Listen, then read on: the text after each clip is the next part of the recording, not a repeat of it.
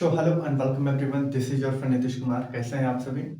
आशा करता हूँ स्वस्थ होंगे, मस्त होंगे और अपने सक्सेस की जर्नी में व्यस्त होंगे। तो दोस्तों, स्वागत है आप सभी का एक नए लेक्चर में, एक नए एपिसोड में। तो गाइस, आज के एपिसोड में हम लोग डिस्कस करने वाले हैं अबाउट साइकोलॉजी।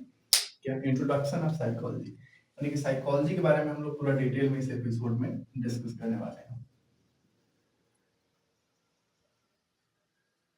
साइकोलॉजी क्या होता है और इसके कंसेप्चुअल फंडामेंटल्स जो हैं, इसके प्रिंसिपल्स हैं, उनके बारे में बेसिक चर्चा करेंगे इस एपिसोड में। एक इंट्रोडक्शन एक तरीके से, ठीक है, बेसिक लेक्चर है। इसमें आपका साइकोलॉजी क्या है, इससे रिलेटेड आपका कंसेप्ट जो होगा वो क्लियर हो जाएगा। तो इस एपिसोड में अंत तक बने रहिएगा। अगर आपने चैनल को सब्सक्राइब नहीं किया है तो चैनल को सब्सक्राइब भी कर दीजिएगा, वीडियो को भी लाइक कर दीजिएगा, ठीक है। तो चलिए, साइकोलॉजी क्या है। सबसे पहले नंबर पे हम साइकोलॉजी की हिस्ट्री की बात करते हैं। क्या history?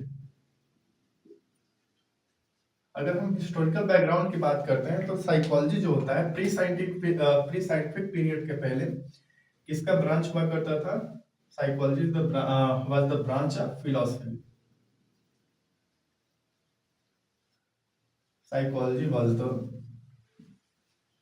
Branch of philosophy pre scientific period.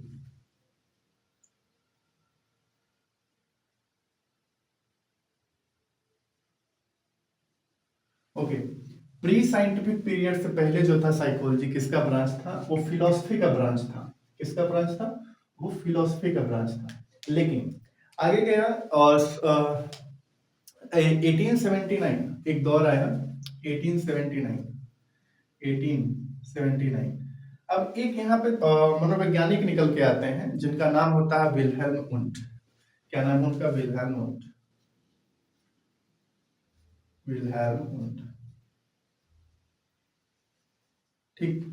Wilhelm Wundt आते हैं और 1879 में एक साइकोलॉजी की लेबोरेटरी खोलते हैं, ठीक। 1879 में साइकोलॉजी की फर्स्ट लेबोरेटरी खोलते हैं और वहीं से जो होता है साइकोलॉजी फिलोसफी से अलग हो जाता है। फिलोसफी से क्या होता है? साइकोलॉजी जो होता है वो अलग हो जाता है। फिलोसफी से साइकोलॉजी एक अलग हो जाता है और यहीं से जो साइकोलॉजी होता है वो इंडिपेंडेंट साइंस का रूप ले लेता है। क्या ले लेता है? Independent science.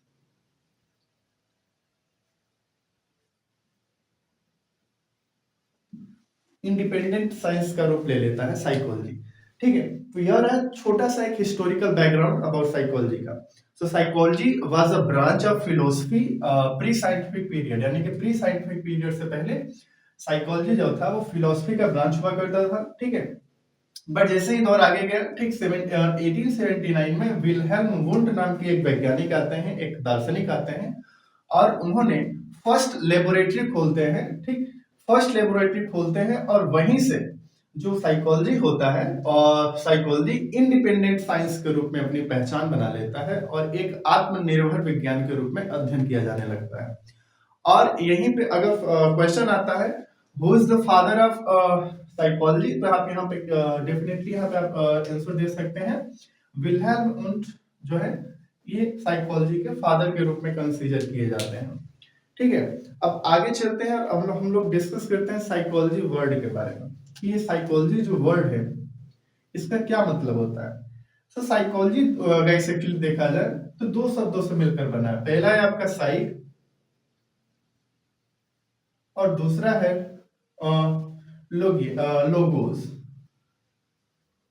या जिसे हम लोगिया कहते हैं। ये साइकोलॉजी जो है एक ग्रीक वर्ड है, ठीक है, और एक ग्रीक वर्ड दो शब्दों से मिलकर बना है। पहला आपका साइक और दूसरा है लोगोस है या लोगिया है, ठीक है। अब देखिए, साइक का अर्थ जो होता है, यहाँ पे साइक का अर्थ जो होता है यह होता है स्पिरिट और सोल। स्पिरिट और सोल, यानी कि इसको हिंदी में हम कहते हैं आत्मा, ठीक। और वहीं दूसरा लोगोस और लोगिया का मतलब अर्थ क्या होता है? इसका होता है स्टडी और रिसर्च, ठीक है। इसका अर्थ क्या होता है? स्टडी और रिसर्च।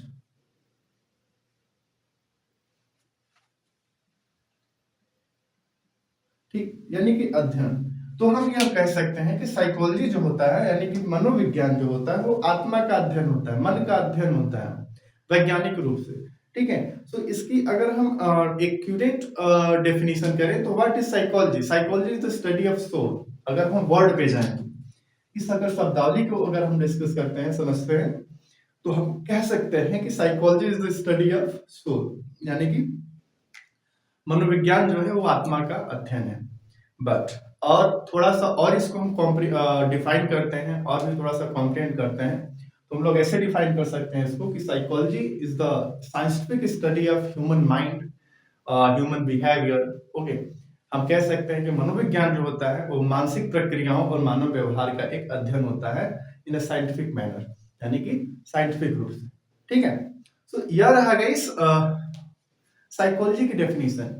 ठीक, अब बिहेवियर के थोड़ा सा हम लोग डिस्कस कर लेते हैं, व्हाट इज बिहेवियर।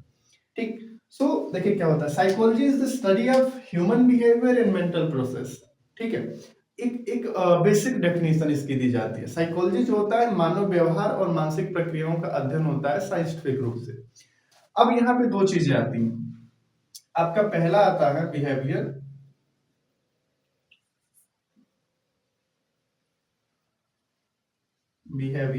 और दूसरा आता है mental process,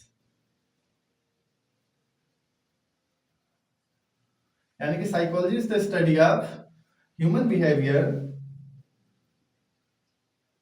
and mental process. अब ह्यूमन बिहेवियर क्या होता है?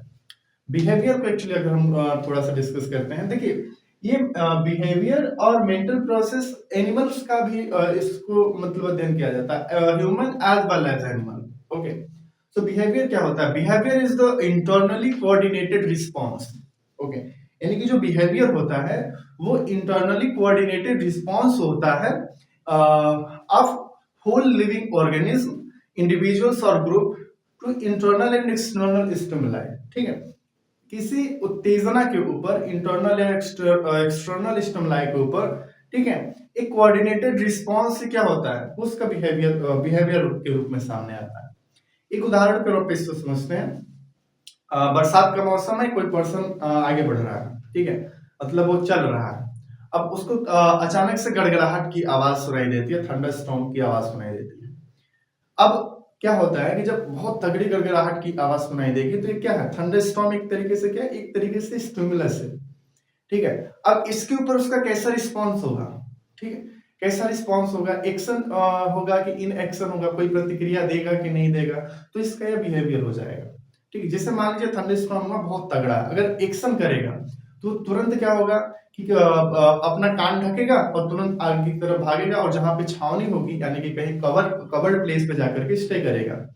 ठीक, और दूसरा इन एक्शन रिस्पॉन्स क्या हो सकता है कि वो तुरंत वहीं पे फ्रीज हो जाए। जैसे होता है ना कि जब कड़कड़ाहट मतलब बहुत तेज से कड़कड़ाहट होती है, गड़गड़ाहट होती है, थंडरस्टॉर्म होता है बारिश के दिनों में, तो हम क्या होता है वहीं पे फ्रीज हो जाते हैं और कान बंद करके से ढक करके खड़े हो जाते हैं। तो यह क्या होता है, एक तरीके से हमारा बिहेवियर प्रेजेंट कर रहा है, एक तरीके से एक्सटर्नल स्टिमुलाई जो है यहाँ पे थंडरस्टॉर्म यानी गड़गड़ाहट, उसी के ऊपर हमारा जो बॉडी है वो रिएक्ट कर रहा है। ठीक है, इंटरनल मतलब कैपेसिटीज को इस्तेमाल करके, तो वही एक तरीके से क्या हो जाता है, वो हो जाता है बिहेवियर, हमारा बिहेवियर हो जाता है। तो सो बिहेवियर क्या होता है? Behaviour is the internally coordinated response, ठीक है, of whole living organism or to internal and external stimuli. Okay, so यह रहा बिहेवियर। अब मेंटल प्रोसेस के अंतर्गत चलते हैं हम लोग, क्या डिस्कस किया जाता है, यानी कि मानसिक प्रक्रियाओं के अंतर्गत क्या किया जाता है। अब मानसिक प्रक्रियाओं की अगर हम बात करते हैं तो मानसिक प्रक्रियाएं में बहुत सारी चीजें आ जाती हैं। ठीक है, जैसे अगर हम बात करते हैं मानसिक मेंटल प्रोसेस में, मानसिक प्रक्रिया में अगर हम बात करते हैं तो किसी भी पर्सन की, जैसे मान लीजिए उसकी थिंकिंग हो गई, ठीक है, थिंकिंग पैटर्न क्या होता है, ठीक है, इन सारी चीजों का एक तरीके से साइंटिफिक रूप से स्टडी हो जाता है। परसेप्शन हो गया, मेमोरी हो गया, इमेजिनेशन हो गया, उसकी इमेजिनेशन कैपेसिटी कैसी है, उस चीज को स्टडी करने के लिए मतलब हो गया, विल पावर हो गया, मोटिवेशन हो गया, इमोशन हो गया, सेंसेशन हो गया, अटेंशन हो गया, लर्निंग हो गया। यह सारी चीजें क्या है, मेंटल प्रोसेस है, यानी कि मानसिक प्रक्रियाएं हैं, और इन सब का भी स्टडी क्या करता है, साइकोलॉजी करता है। ठीक है, तो आपको साइकोलॉजी से रिलेटेड बेसिक कंसेप्ट में यानी कि बेसिक डेफिनेशन में कोई डाउट नहीं होना चाहिए, क्योंकि इस एपिसोड में हम लोगों ने सारी चीजें कवर कर ली है। इसमें हम लोगों ने डिस्कस कर लिया है, थोड़ा सा हिस्टोरिकल बैकग्राउंड को भी डिस्कस किया है, ठीक है। फिर हम सब साइकोलॉजी के वर्ड ओरिजिन को भी हम लोगों ने डिस्कस किया। देखिए यहाँ से 3 क्वेश्चन मेजरली एग्जाम में पूछे जाते हैं। पहला नंबर पे यह हो जाएगा कि साइकोलॉजी किसका ब्रांच है, ठीक है। तो साइकोलॉजी किसका ब्रांच था, तो साइकोलॉजी आपका किसका ब्रांच था, फिलोसफी का ब्रांच था प्री साइंटिफिक पीरियड में, ठीक है।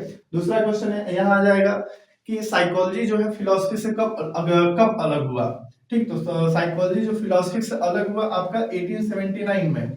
किसने अलग किया, तो आपका विल्हेल्म वुंट आंसर हो जाएगा, ठीक है। अब यहाँ पे एक मतलब क्वेश्चन ऐसे भी आ सकता है कि जो साइकोलॉजी है वो इंडिपेंडेंट साइंस का रूप कब लिया, ठीक है। तो यहाँ से भी क्वेश्चन आपका आ जाएगा, तो इसको भी आप आंसर टिक कर सकते हैं 1879, ठीक है। तो यहाँ पे कभी कभी डेफिनेशन एंड कंसेप्चुअल फॉर्म में क्वेश्चन आ जाते हैं। तो यहाँ पे हो जाता है कि साइकोलॉजी मतलब एक 4 ऑप्शंस दिए रहेंगे, बोल देगा कि साइकोलॉजी की डेफिनेशन को सबसे अच्छा कौन डिफाइन कर रहा है। तो आपको बेसिक कंसेप्ट जानना समझना है कि साइकोलॉजी जो होता है ह्यूमन माइंड और ह्यूमन बिहेवियर का साइंटिफिक रूप से क्या होता है, वो स्टडी होता है। इस कंसेप्ट में अगर आप का कोई ऑप्शन दिया है तो आप डेफिनेटली उसको क्लिक कर सकते हैं और वो आपका सही आंसर होगा, ठीक है गाइस। तो आज के इस एपिसोड में बस इतना ही रखते हैं, मिलते हैं नेक्स्ट एपिसोड में। ये हम लोगों का रिवीजन अब चलने लगा, ये सारे लेक्चर्स जो होते हैं ये हमारे चैनल पे ऑलरेडी अवेलेबल है, बट हम लोगों ने इसको रिवीजन करना शुरू कर दिया। So keep signing guys, love you.